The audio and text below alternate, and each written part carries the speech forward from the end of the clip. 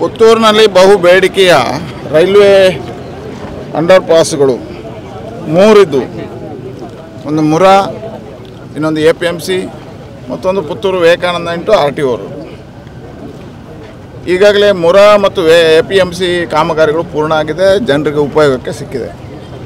Vivekananda college ಬಹಳ ಬೇಡಿಕೆ ಇರತಕ್ಕಂಥ, ಯಾಕಂದರೆ 10-15 ಸಾವಿರ ವಿದ್ಯಾರ್ಥಿಗಳು ನಿತ್ಯ ಹೋಗತಕ್ಕಂಥ ರಸ್ತೆ, ಮತ್ತು ಈ ರಸ್ತೆ ವಿವೇಕಾನಂದ ಮುಂದಕ್ಕೆ ಹೋಗಿ RTO ಆಗಿ ಮೇಜರ್ ಉಪ್ಪಿನಂಗಡಿ ರಸ್ತೆಗೆ ಅದು ಕೂಡು ರಸ್ತೆ ಸೇರುವಂಥ ರಸ್ತೆ. ಹಾಗಾಗಿ ಬಹಳ ವಾಹನಗಳು ಬೈಪಾಸ್ ಇದ್ದಾಗಿದೆ, ವಾಹನಗಳ ದಟ್ಟಣೆ ಜಾಸ್ತಿ ಇದೆ. ಹಾಗಾಗಿ ಬಹಳ ವರ್ಷದಿಂದ ವಿವೇಕಾನಂದದವರು ಈ ಬೇಡಿಕೆಯನ್ನು ಮುಂದಿಟ್ಟಿದ್ರು. ಬೇರೆ ಬೇರೆ ಕಾರಣದಿಂದ ರೈಲ್ವೆ ನಿಯಮಗಳು 50-50 ಕೊಡಬೇಕು ಅಂತ ಹೇಳುವಂಥದ್ದೆಲ್ಲ ಇದ್ದಾಗ ಇದನ್ನು ಬಹಳ ಪ್ರಯತ್ನ ಮಾಡಿ ಇವತ್ತು ಸ್ಯಾಂಕ್ಷನ್ ಮಾಡಿಸಿದ್ದೇವೆ. ಹಾಗಾಗಿ ವಿವೇಕಾನಂದ ಕಾಲೇಜ್ ರಸ್ತೆಯ ಈ ಅಂಡರ್ ಪಾಸ್ ಇವತ್ತು ಸ್ಯಾಂಕ್ಷನ್ ಆಗಿದೆ, ಕಾಮಗಾರಿಗಳು ಇವತ್ತು ಚಾಲನೆ ಕೊಡ್ತಾಯಿದ್ವಿ. ವಿಶೇಷವಾಗಿ ನಾನು ಇದಕ್ಕೆ ನಮ್ಮ ರೈಲ್ವೆ ಸಚಿವರಿಗೆ ಅಭಿನಂದನೆ ಸಲ್ಲಿಸ್ತೇನೆ, ನರೇಂದ್ರ ಮೋದಿಯವರಿಗೆ ಅಭಿನಂದನೆ ಸಲ್ಲಿಸ್ತೇನೆ. ನಮ್ಮ ಪುತ್ತೂರಿನ ಎಲ್ಲ ಬೇಡಿಕೆಗಳನ್ನು ಈಡೇರಿಸುವಂಥ ಕೆಲಸ ಆಗಿದೆ ರೈಲ್ವೆಯಲ್ಲಿ. ವಿಶೇಷವಾಗಿ ಪುತ್ತೂರಿನ ರೈಲ್ವೆ ಸ್ಟೇಷನ್ ಆದರ್ಶ ರೈಲ್ವೆ ಸ್ಟೇಷನ್ ಆಗಿದೆ.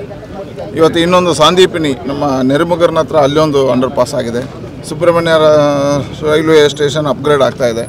ಹೀಗೆ ಕಾಮಗಾರಿಗಳು ಮುಂದುವರಿತಾನೆ ಇದ್ದಾವೆ, ಅನುದಾನಗಳು ಬರ್ತಾಯಿದ್ವು. ಅದರ ಮಧ್ಯೆ ಎಲೆಕ್ಟ್ರಿಫಿಕೇಷನ್ ಪೂರ್ಣ ಆಗ್ತಾಯಿದೆ.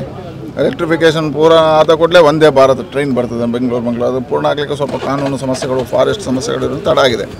ಆದರೂ ಅತಿ ಹೆಚ್ಚು ಬೇಡಿಕೆಗಳನ್ನು ಈಡೇರಿಸುವಂಥದ್ದು ನರೇಂದ್ರ ಮೋದಿ ಸರ್ಕಾರದಿಂದ ಆಗಿದೆ. ಈಗಾಗಲೇ ರೈಲ್ವೆ ಮಹಾನಗರ ಪಾಲಿಕೆ ಪುತ್ತೂರು ನಗರಸಭೆಯವ್ರದ್ದು ಒಂದು ಬೇಡಿಕೆ ಇತ್ತು, ರೈಲ್ವೆಯಿಂದ ಬರ್ತಕ್ಕಂಥ ರಸ್ತೆ, ಆ ರಸ್ತೆ ಆರಾಡಿ ರಸ್ತೆ, ಅದನ್ನು ಇವತ್ತು ರಸ್ತೆ ಕಾಂಕ್ರೀಟೀಕರಣ ಮಾಡೋದಕ್ಕೆ ಬೇಕಾಗಿರ್ತಕ್ಕಂಥ ಸಹಕಾರಗಳನ್ನು ಕೊಟ್ಟಿದ್ದೇವೆ. ಹೀಗಾಗಿ ಪುತ್ತೂರಿನ ಮೇಜರ್ ಇರತಕ್ಕಂಥ ರೈಲ್ವೆ ಸಮಸ್ಯೆಗಳ ಪರಿಹಾರಕ್ಕೆ ಪ್ರಯತ್ನ ಆಗಿದೆ. ಇವತ್ತು ಇದನ್ನು ಭಾಳ ಸಂತೋಷಪೂರ್ವಕವಾಗಿ ರೈಲ್ವೆ ಶಿಲಾನ್ಯಾಸ ಮಾಡಿದೆ. ಇದಕ್ಕೆ ನಮಗೆ ದೆಹಲಿಯಲ್ಲಿ ಬಹಳಷ್ಟು ಜನ ಸಹಕಾರಗಳನ್ನು ಕೊಟ್ಟಿದ್ದಾರೆ. ಇದನ್ನು ಅವರೆಲ್ಲರನ್ನು ನಾನು ಸ್ಮರಿಸ್ತೇನೆ, ಕೃತಜ್ಞತೆಗಳನ್ನು ಅರ್ಪಿಸ್ತೇನೆ. 5,35,00,000 ರೂಪಾಯಿ ವೆಚ್ಚದಲ್ಲಿ ಈ ಕಾಮಗಾರಿಗಳು ಆಗ್ತಾಯಿದ್ದಾರೆ. ಇವತ್ತು ಶಿಲಾನ್ಯಾಸ ಆಗಿದೆ, 3.5 ತಿಂಗಳಲ್ಲಿ ಇದು ಪೂರ್ಣ ಮಾಡ್ತೀವಿ ಅಂತ ಕಾಂಟ್ರಾಕ್ಟ್ ಒಪ್ಪಿದ್ದಾರೆ. ಇದರಿಂದ ಈ ಭಾಗದಲ್ಲಿ ಭಾಳಷ್ಟು ಜನರಿಗೆ ಸದುಪಯೋಗ ಆಗುತ್ತೆ, ವಿಶೇಷವಾಗಿ ಕಾಲೇಜು ವಿದ್ಯಾರ್ಥಿಗಳಿಗೆ ಭಾಳ ಉಪಯೋಗ ಆಗುತ್ತೆ.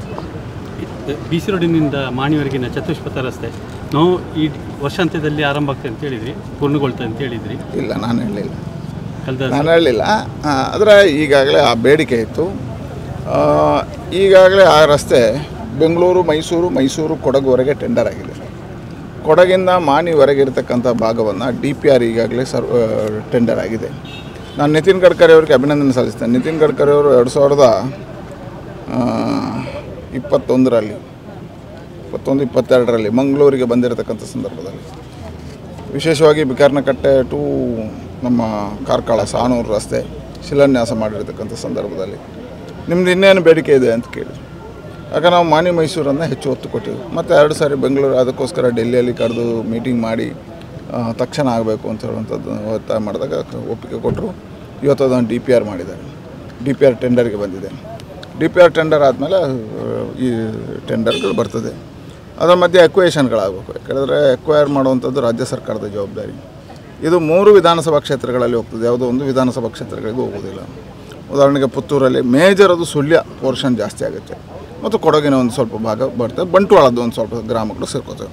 ಹಾಗಾಗಿ ಸುಮಾರು ಹತ್ತಿರ 4 ವಿಧಾನಸಭಾ ಕ್ಷೇತ್ರಗಳನ್ನು ಕವರ್ ಮಾಡ್ತದೆ, ಮತ್ತು 2 ಜಿಲ್ಲೆಗಳನ್ನು ಕವರ್ ಮಾಡ್ತದೆ. ಕೊಡಗು ಮತ್ತು ದಕ್ಷಿಣ ಕನ್ನಡ ಜಿಲ್ಲೆ 2 ಜಿಲ್ಲೆಗಳನ್ನು ಕವರ್ ಮಾಡ್ತದೆ. ಹಾಗಾಗಿ ಅದರ ಮಧ್ಯೆ ಫಾರೆಸ್ಟ್ ಸಮಸ್ಯೆಗಳಿದ್ದಾವೆ, ಎಕ್ವೈರ್ ಮಾಡಿಕೊಡಬೇಕಾಗಿದೆ, ವಾಟರ್ ಸಪ್ಲೈ ಸಮಸ್ಯೆಗಳಿದ್ದಾವೆ, ಮೆಸ್ಕಾಮ್ ಸಮಸ್ಯೆಗಳಿದ್ದಾವೆ, BSNL ಸಮಸ್ಯೆ, ಈ ಎಲ್ಲ ಸಮಸ್ಯೆಗಳನ್ನು ಪರಿಹಾರ ಮಾಡಿಕೊಂಡು ನನ್ನ ಅಂದಾಜು ಈ ವರ್ಷ ಸೆಪ್ಟೆಂಬರ್-ಅಕ್ಟೋಬರ್ನೊಳಗೆ ಪೂರ್ಣ ರೀತಿಯ ಟೆಂಡರ್ ಪ್ರಕ್ರಿಯೆಗಳು ಪ್ರಾರಂಭ ಆಗ್ತವೆ.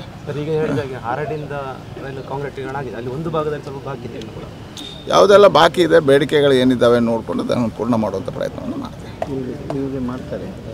ಈಗಲೇ ಮಾಡಲಿಕ್ಕೆ ಪ್ರಾರಂಭ ಮಾಡಿದ್ದಾರೆ ಅಂತ ಮಾಡ್ತಾಯಿದ್ದಾರೆ. ದೊಡ್ಡದಾಗಿರ್ತಕ್ಕಂಥದ್ದು ನಮ್ಮದು ಇವತ್ತು ರಾಷ್ಟ್ರೀಯ ಹೆದ್ದಾರಿ.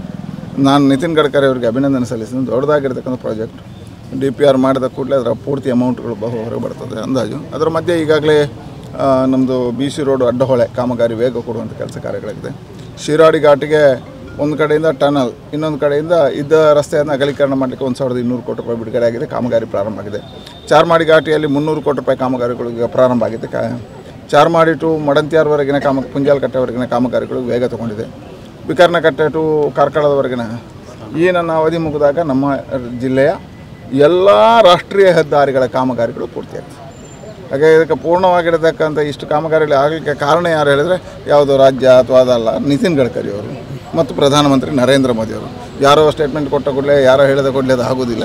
ಅದಾಗಿರುವಂಥದ್ದು ನಿತಿನ್ ಗಡ್ಕರಿ ಅವರ ಆಸಕ್ತಿಯ ಮೇಲೆ ಮತ್ತು ನಮ್ಮ ಒತ್ತಡದ ಮೇಲೆ. ಹಾಗಾಗಿ ಇದೆಲ್ಲದಕ್ಕೂ ನಾನು ಅವರಿಗೆ ಅಭಿನಂದನೆಗಳನ್ನು ಸಲ್ಲಿಸ್ತೀನಿ. ಇದಕ್ಕೆ ಹೊರತುಪಡಿಸಿ ಈ ಅಭಿವೃದ್ಧಿ ಕಾಮಗಾರಿಗೆ ಹೊರತುಪಡಿಸಿ ಈಗ KE ಎಕ್ಸಾಮಿಗೆ ಹಿಜಾಬ್ ಧರಿಸಿ ಪರೀಕ್ಷೆ ಬರೆಯೋಕ್ಕೆ ಅವಕಾಶ ಮಾಡಿಕೊಟ್ಟಿದ್ದಾರೆ. ಈ ಬಗ್ಗೆ ಅನುಮತಿ ಕೊಟ್ಟಿದ್ದಾರೆ. ಮತ್ತೆ ಈಗ ಅದು ತಂಡ ಆಗಿತ್ತು, ಈಗ ಪುನಃ ಮತ್ತೆ ಎಪಿಸೋಡ್ ನೋಡಿ, ಈ ಯೂನಿಫಾರ್ಮ್ ಸಿಸ್ಟಮ್ ಬಂದಿರುವಂಥದ್ದು ಮಕ್ಕಳಲ್ಲಿ ಮತ, ಜಾತಿ, ಶ್ರೀಮಂತ, ಬಡವ ಅನ್ನತಕ್ಕಂಥ ಭೇದ ಭಾವಗಳು ಬರಬಾರ್ದು. ಇದು ನಾಳೆ ಗೊಂದಲಕ್ಕೆ ಕಾರಣ ಆಗ್ತದೆ, ಮಕ್ಕಳಲ್ಲಿ ಅಂತರಕ್ಕೆ ಕಾರಣ ಆಗ್ತದೆ. ಅವರು ಒಂದೇ ರೀತಿಯ ಏಕಾತ್ಮ ಭಾವನೆಯಿಂದ ಶಾಲೆಯಲ್ಲಿ ಕಲಿಬೇಕು ಅನ್ನತಕ್ಕಂಥದ್ದು ಈ ರೀತಿಯ ಇದು ಸರಿಯಲ್ಲ.